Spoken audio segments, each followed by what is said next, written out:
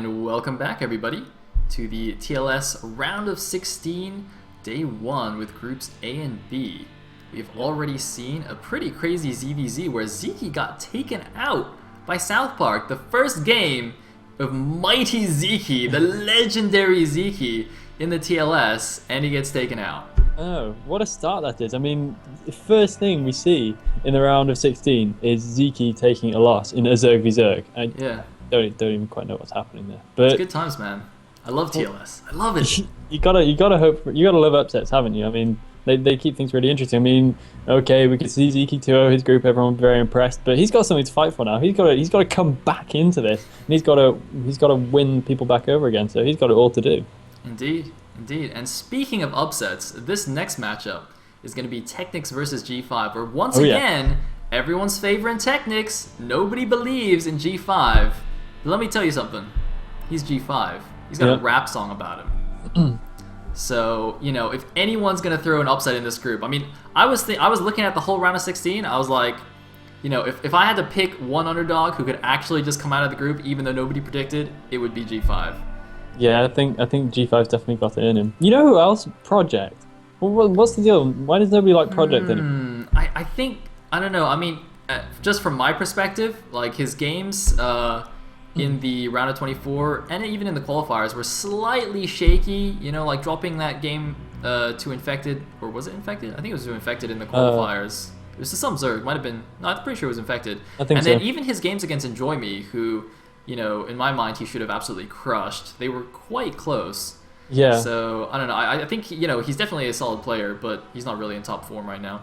Kind of like G5, actually. Yeah, kind of like G5, but for someone like Project to only get 2 staff picks, and for one of them to be Hyde, I think he can do better than that. But yeah, G5, I'm totally rooting for him right here, and he can pull out something good, so please don't disappoint us. Please don't leave us full of Zerg. Please bring out your A-game, Mr. G5.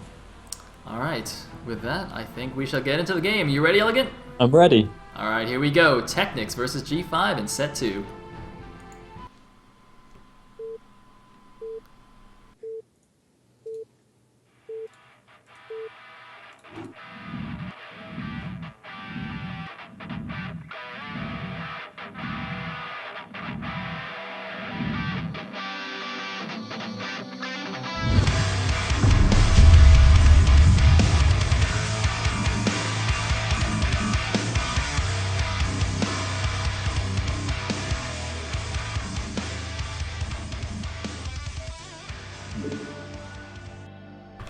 Alright, here we are in game number 2. At the top left as the blue Protoss, we have G5. At the bottom right as the white Zerg, we have TechnicS BG. Yes, we do indeed. TechnicS back versus G5. And up here in the top left-hand corner, we have the Protoss hope of the group representing against the terrible Zerg swarm. Of course, in this group, we are seeing G5 facing down against the terrible odds of Zeke, TechnicS, and South Park. So he definitely has it all to do. Well, sorry to interrupt you, Elegant. I just want to point out, see, G5 right now is spamming at the beginning of the game, and his spam is not as fast as Zeke's actual game speed. Oh, He's doing like the random clicky business at the beginning of the game, and Zeke's like, you know, 10 minutes into a ZVZ, he's still got higher APM? Man, that's crazy. Jesus. Wow. TechnicS is on a... No, not TechnicS, what am I talking about? Zeke is on another level. I mean, he can lose the occasional game, but just the quality we've seen from him in the past and that we know he's capable of is actually just astounding. So, you know, that's to be taken with a pinch of salt. I mean, if I could spam as fast as Zeke could play, yeah, I'd be fairly happy. I think I was doing okay. Oh, man, I agree with you. And so we had already an interesting scouting pattern here from TechnicS going towards the middle of the map, just to see if a probe's coming in here. Fairly common to see, actually, nowadays, that Overlord scouting pattern. Meanwhile, G5 just going to go for the standard Forge Fast Expand here. Hopefully going to go scout with the second probe. Yep, indeed he is. So everything going on as normal. Yeah. I mean, as often when there's a clear underdog, I kind of don't expect G5 to keep it normal. I'm thinking that he's gonna bring out something else. I mean, I don't know if he's got anything specifically prepared, but I kind of hope he does, because that's going to give him the best chance against someone so strong as TechnicS. Especially when he's not going to be like on his tip-top form. I don't know how much he's been practicing, so he may be looking pretty good, but he's not going to be as good as once he was. So I hope he's got something a little bit quirky to throw TechnicS off and to grab himself an early win. Well, his PBZs that we have seen so far in the tournament have been slightly unusual. I mean, we saw him do that awesome old school, 4-gate 2 Archon attack on Electric Circuit against. God, yeah. Who was it? Was it Infected? Oh God, I'm so bad at remembering It was this. some Zerg anyway. Some random Zerg. Man, there's too many Bulgarian Zergs in this tournament. We had what? Jim Raynor, Nemu, Infected, TechnicS.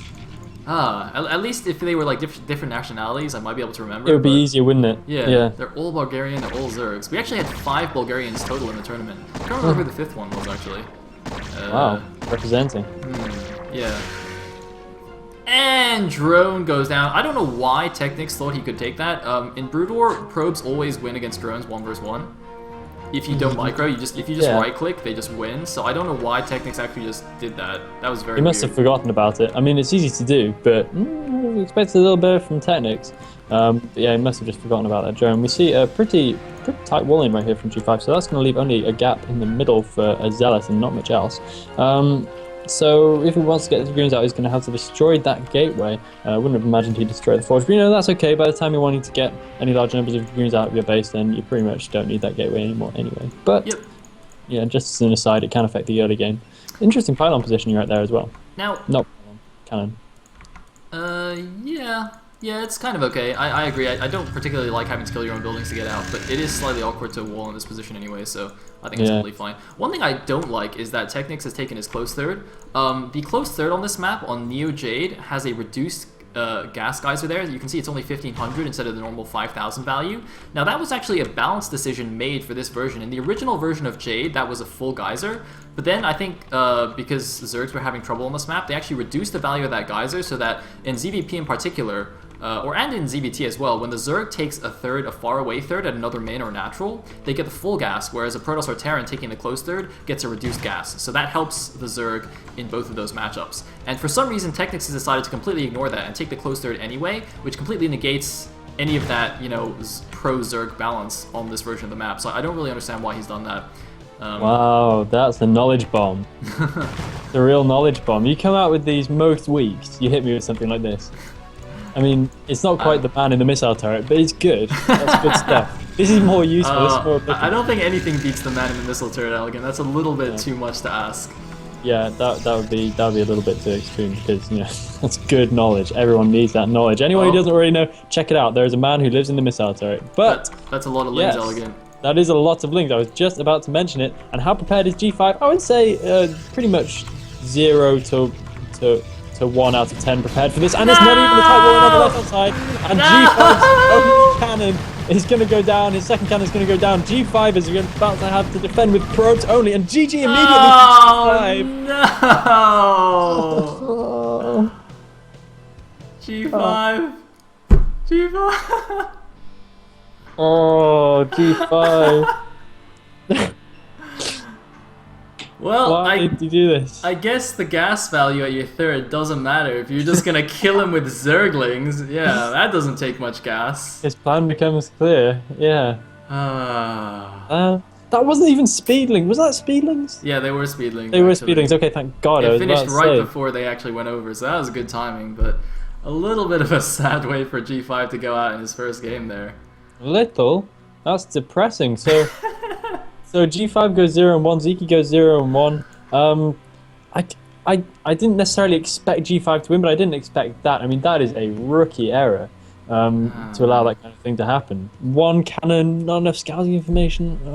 Yeah, I'm wondering what he should have done. I mean, he saw the close third, so that would have been a tiny bit of warning, but obviously it doesn't necessarily mean much. But in my experience, close thirds mean, or there's a higher chance of like a Hydra bust or a Ling bust or something like that compared to a further away third.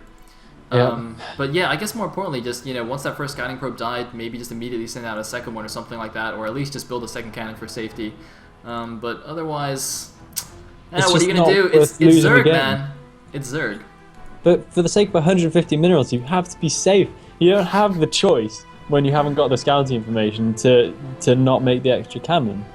You can't do it because that will happen. And it will happen at a stage where it really means something, i.e. in the round of 16 of the TLS. And I think G5's just learned that the hard way. Not that he shouldn't have done that already. And it's actually going to be an even harder lesson because that means he drops down to the losers match to play against Zeki.